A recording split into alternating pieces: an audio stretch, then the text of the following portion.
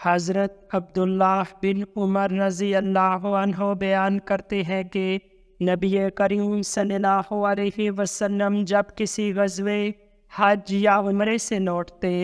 اور کسی بلند مقام پر چڑھتے تو 3 بار اللہ اکبر کہتے، پھر دعا کرتے، لا الہ الا اللہ وحدہ لا شریک لہ، لہ الملک و لہ الحمد وہو علی کل شیء قدیر، آئبون تائبون عابدون سائحون لربنا حامدون،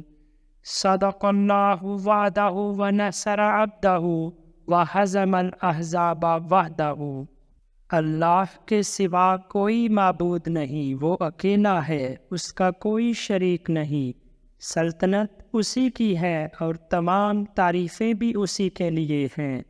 اور وہ ہر چیز پر قادر ہے۔ ہم لوٹنے والے ہیں، توبہ کرنے والے ہیں، عبادت کرنے والے ہیں،